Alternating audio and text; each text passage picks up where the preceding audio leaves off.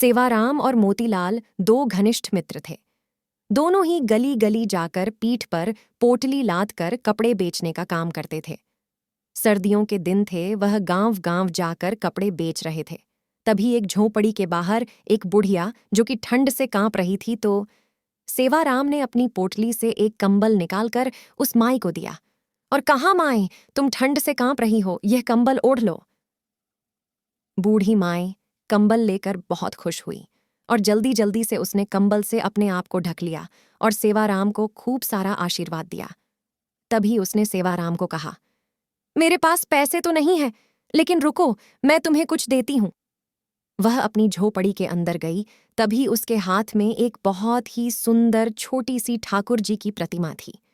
वह सेवाराम को देते हुए बोली कि मेरे पास देने के लिए पैसे तो नहीं है, लेकिन यह ठाकुर जी है।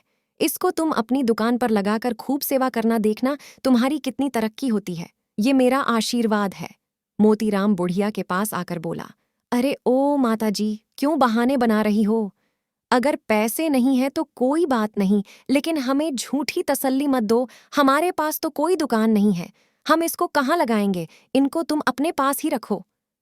लेकिन सेवाराम, जो कि बहुत ही नेक दिल था और ठाकुर जी को मानने वाला था, वह बोला, नहीं नहीं माता जी, अगर आप इतने प्यार से कह रही हैं तो ये आप मुझे दे दो।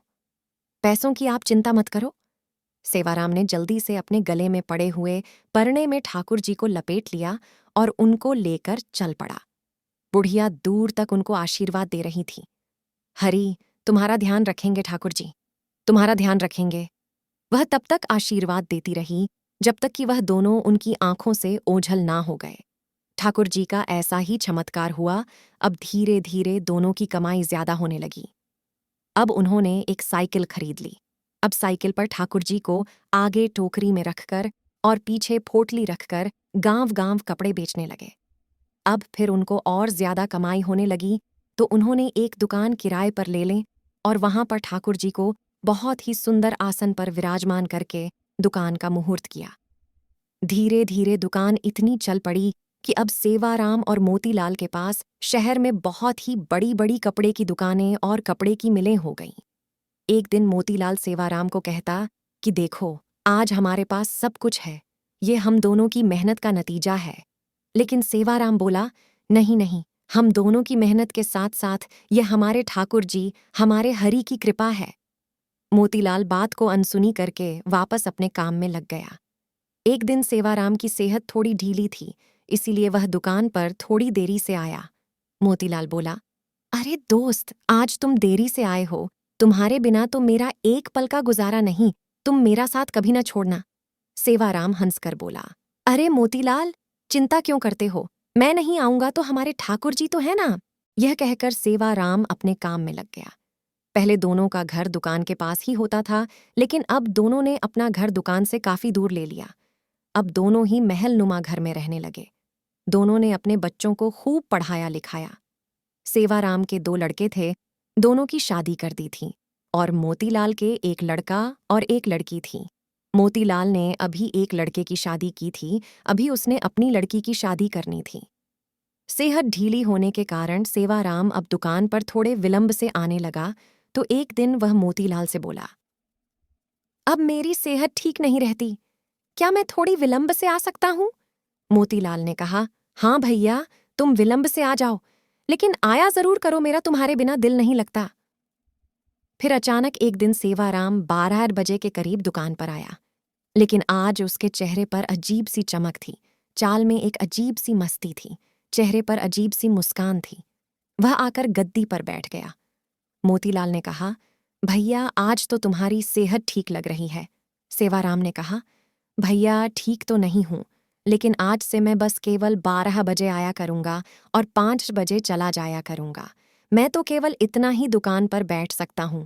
मोतीलाल ने कहा, कोई बात नहीं, जैसी तुम्हारी इच्छा। अब तो सेवाराम रोज 12 बजे आता और 5 बजे चला जाता, लेकिन उसकी शक्ल देखकर ऐसा नहीं लगता था कि वह कभी बीमार भी है। लेकिन मोतीलाल को अपने दोस्त पर पूरा विश्वास था कि वह झूठ नहीं बोल सकता और मेहनत करने से वह कभी पीछे नहीं हट सकता। एक दिन मोतीलाल की बेटी की शादी तय हुई तो वह शादी का निमंत्रण देने के लिए सेवाराम के घर गया। घर जाकर उसको उसके बेटा, बहू, सेवाराम की पत्नी सब नजर आ रहे थे, लेकिन सेवाराम नजर नहीं आ रहा था। उसने सेवाराम की पत्नी से कहा, भाभी जी, सेवाराम कहीं नजर नहीं आ रहा। उसकी पत्नी एकदम से हैरान होती हुई बोली, यह आप क्या कह रहे हैं? तभी वहां उसके बेटे भी आ गए और कहने लगी, काका जी, आप कैसी बातें कर रहे हो? हमारे साथ कैसा मजाक कर रहे हो? मोतीलाल बोला कि मैंने ऐसा क्या पूछ लिया? मैं तो अपने प्रिय दोस्त के बारे में पूछ रहा हूं। क्या उसकी तबीयत आज भी ठीक नहीं है? क्या वह अंदर आराम कर रहा है? मैं खुद अंदर जाकर उसको मिल आता हूं।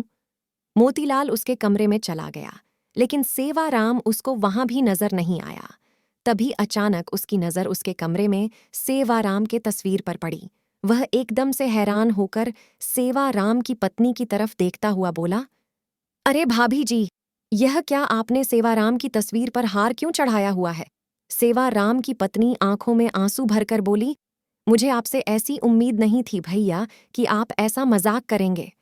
मोतीलाल को कुछ समझ नहीं आ रहा था।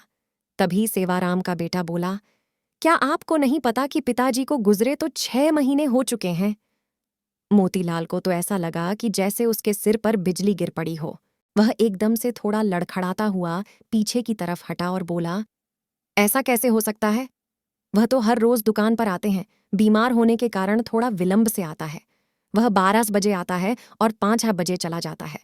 उसकी पत्नी बोली, ऐसा कैसे हो सकता है कि आपको पता ना हो? आप ही तो हर महीने उनके हिस्से का मुनाफे के पैसे हमारे घर देने आते हो। 6 महीनों से तो आप हमें दुगना मुनाफा देकर जा रहे हो। मोतीलाल का तो अब सर चकरा गया। उसने कहा, मैं तो कभी आया ही नहीं। 6 महीने हो गए, यह क्या मामला है? तभी उसको सेवाराम की कही बात आई, मैं नहीं रहूंगा तो मेरे हरि है ना, मेरे ठाकुर जी हैं ना, वह आएंगे। मोतीलाल को जब यह बातें याद आई तो वह जोर जोर से रोने लगा और कहने लगा, हे ठाकुर जी, हे हरि, आप अपने भक्तों के शब्दों का कितना मान रखते हो, जो कि अपने विश्राम के समय मंदिर के पट 12 बजे बंद होते हैं और 5 बजे खुलते हैं। और आप अपने भक्तों के शब्दों का मान रखने के लिए कि मेरे हरि आएंगे, मेरे ठाकुर जी आएंगे, तो आप अपने आराम के समय मेरी दुकान पर आकर अपने भक्तों का काम करते थे। इतना कहकर वह फूट फूट कर रोने लगा और कहने लगा, ठाकुर जी, आपकी लीला अपरंपार है। मैं ही सारी जिंदगी नोट गिनने में लगा रहा। असली भक्त तो सेवाराम था, जो आपका प्रिय था। आपने उसको अपने पास बुला लिया और उसके शब्दों का मान रखने के लिए आप उसका काम खुद स्वयं कर रहे थे और उसके हिस्से का मुनाफा भी उसके घर मेरे रूप में पहुंचा रहे थे।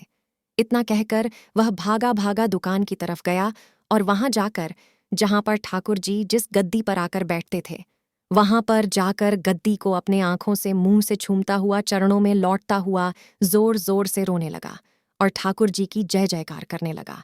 ठाकुर जी तो हमारे ऐसे हैं। सेवाराम को उन पर विश्वास था कि मैं ना रहूंगा तो मेरे ठाकुर जी मेरा सारा काम संभालेंगे।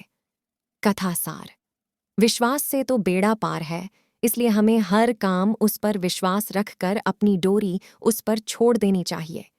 जिनको उन पर पूर्ण विश्वास है, वह उनकी डोरी कभी भी नहीं अपने हाथ से छूटने देते। जय हो ठाकुर जी, जय श्री राधा रानी। इस तरह की कहानी के लिए हमारे चैनल की और वीडियोस भी देखें और चैनल सब्सक्राइब भी करें।